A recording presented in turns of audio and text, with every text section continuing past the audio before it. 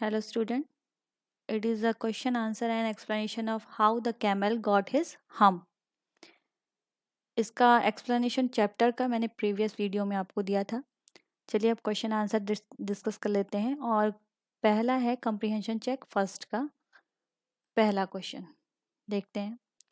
पहले क्वेश्चन में है आपके what task do you think were assigned to the dog and the ox.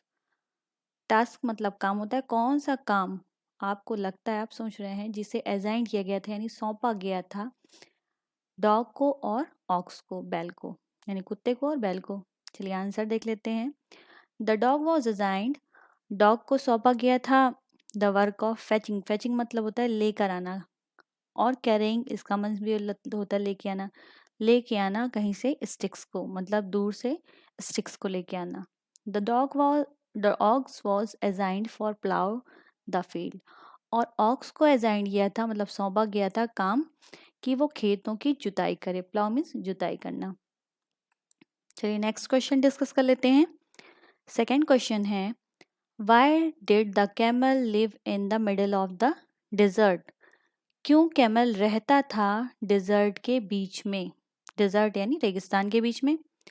Answer देखते हैं. आंसर नंबर 2 है the camel was very lazy. Camel जो था वो बहुत ही आलसी था.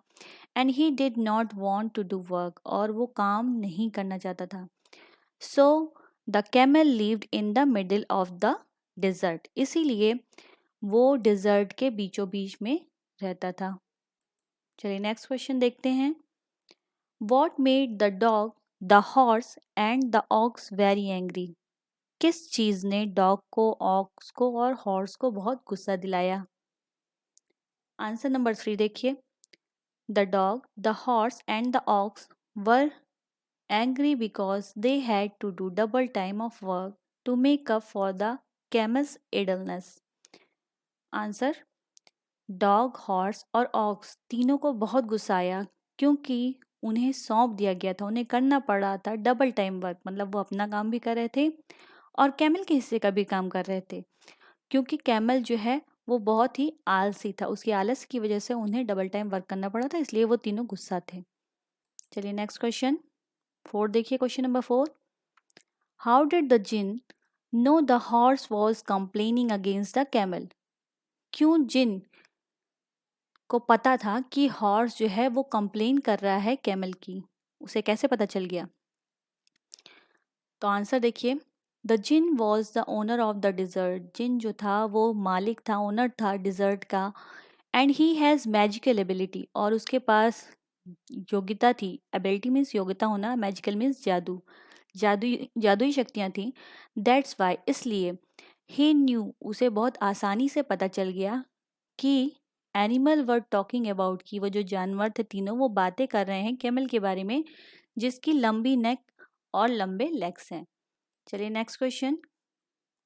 अब नेक्स्ट कंप्रीहेंशन चेक शुरू होता है, पार्ट 2. इसमें क्वेश्चन नंबर फर्स्ट है देखिए. The camels was looking at his own reflection in the pool. What does it suggest to you about the camel? Camel देख रहा था अपनी खुद की रिफ्लेक्शन को पूल में. ये सेंटेंस आपको क्या बताता है, मतलब इस सेंटेंस को पढ़कर आपको क्या लगता है कि वो अपने आप को पूल में देख रहा था. तो आंसर है इट सजेस्ट टू अस, ये हमें सजेस्ट करता है कैमल के विषय में that the camel loved its own reflection. Camel को अपनी परछाई से यानी अपने आप से बहुत प्यार था जो कि वो पूल में देख रहा था अपने आप को.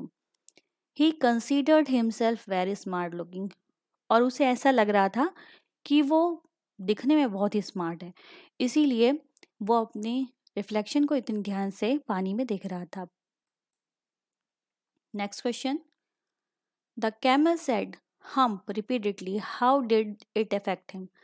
कैमल हम्प बार बार कह रहा था, रिपीट कर रहा था, इस वर्ड ने उसे कैसे अफेक्ट किया. तो जिन ने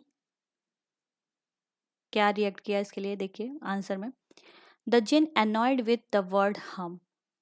जिन जो है वो बहुत ही अनॉयड मतलब होता है गुस्सा हो जाना, उदास हो जाना. बहुत ही गुस्सा आ गया था उसको ये वर्ड हम सुन के.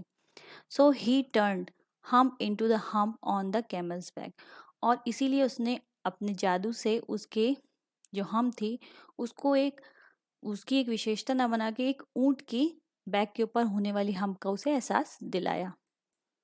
चलिए नेक्स्ट क्वेश्चन देखते हैं। Question number 3, what according to the Jin was the use of hump. जिन के अनुसार क्या यूज था हम का? Answer, according to the djinn the camel's hump contained food and it helped the desert animal to live without any food for 3 days. जिनके according camel की हम जो है वो कंटेन मतलब धारण की होती है खाने को, मतलब एक एज अ फूड स्टोरेज आप कह सकते हैं उसकी हमको, और ये हेल्प करती है डिज़र्ट में उस जानवर की यानी ऊँट की जीवित रहने के लिए। और वो भी उस समय जीवित रह सकता था क्योंकि उसने 3 दिन तक बिना कोई काम किए सिर्फ खाना खाया था, और वो 3 दिन उसकी हम के लिए काफ़ी थे, मतलब हम पे डिपेंड रख के वो आगे काम कर सकता था। चलिए लास्ट क्वेश्चन देख लेते हैं। Question number 4, he has never yet learn to behave. उसने कभी भी काम करना नहीं सीख पाया ढंग से, यानी बिहेव करना अच्छे से नहीं सीख पाया। कौन? कैमल।